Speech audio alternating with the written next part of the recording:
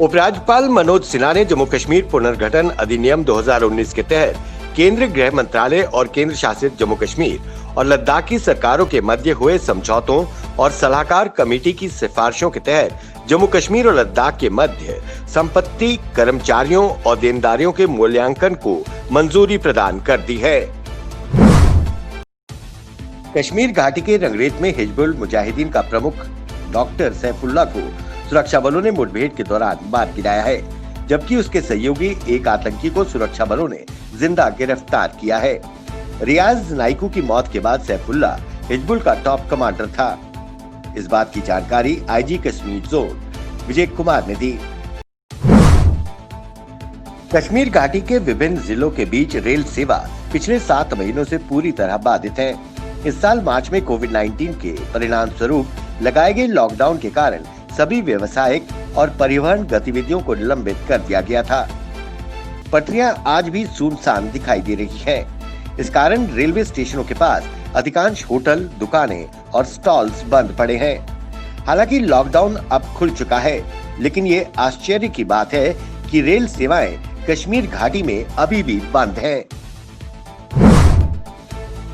कश्मीर घाटी के जिला अनंतनाग के निपुरा में सेना द्वारा विलेज लेवल अवामी मेला का आयोजन किया गया।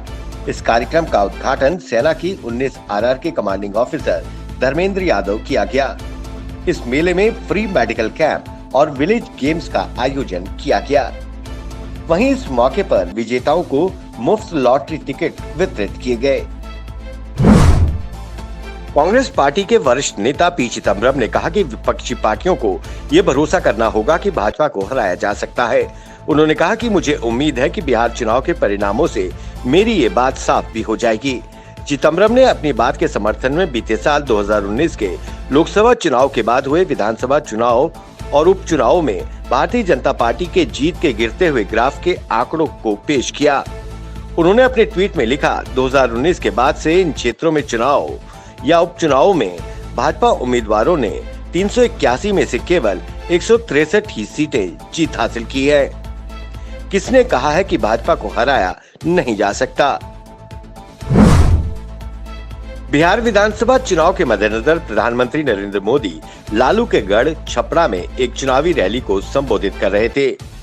विपक्ष पर निशाना साधते हुए उन्होंने कहा कि इस चुनाव में जंगल राज वालों के साथ नक्सलवाद के समर्थक, देश के टुकड़े टुकड़े करने की चाहत रखने वालों के समर्थक भी शामिल हो गए हैं। महागठबंधन पर कटाक्ष करते हुए कहा कि हमें बिहार के गरीब भाइयों बहनों को पक्के घर देने की चिंता है। जंगल राज वालों को चिंता है कि अपनी तिजोरी कैसे भरें। जम्मू में national student union of India NSUI के कार्यकर्ताओं ने महाराजा हरि सिंह की प्रतिमा के आगे नए भूमि कानून के विरोध में केंद्र सरकार और यूटी जम्मू कश्मीर प्रशासन के खिलाफ जमकर नारेबाजी कर विरोध प्रदर्शन किया। उन्होंने मांग रखी कि इस भूमि कानून को तुरंत वापस लिया जाए। उन्होंने केंद्र और प्रदेश के बीजेपी नेताओं पर आरोप लगाते हुए कहा कि इन्होंने जम्मू कश्मीर के लोगों के साथ धोखा किया है। अगर ये काला कानून वापस नहीं हुआ तो बीजेपी के खिलाफ बड़ा और उग्र आंदोलन करेंगे। भारतीय वायुसेना के विंग कमांडर अभिनंदन पर पाकिस्तान की पोल खोलने वाले पाकिस्तानी सांसद अयाज सादिक पर देशद्रोह का केस चलाने की तैयारी है। वहीं इससे बेपरवाह अयाज सादिक बोले, अभी तो कई और राज जानता हूं, मौका आने पर उनका भी खुलासा होगा। अयाज के इस खुलासे के बाद पाकिस्तान की दयनीय हालत दुनिया के सामने आ गई है, जिससे उसकी अच्छी खासी खिल्ली उड़ रही है। जम्मू कश्मीर में कोरोना के 540 नए मामले सामने आए हैं। वहीं दूसरी तरफ 629 लोगों ने कोरोना वायरस को पिछले 24 घंटे में मात दी और स्वस्थ हुए।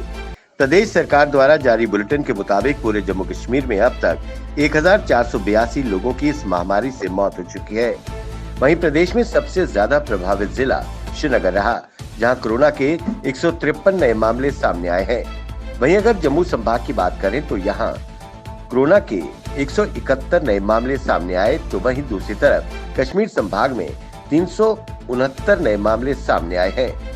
इसके बाद पूरे जम्मू कश्मीर में कोरोना संक्रमितों की संख्या बढ़कर 95,325 हो गई है।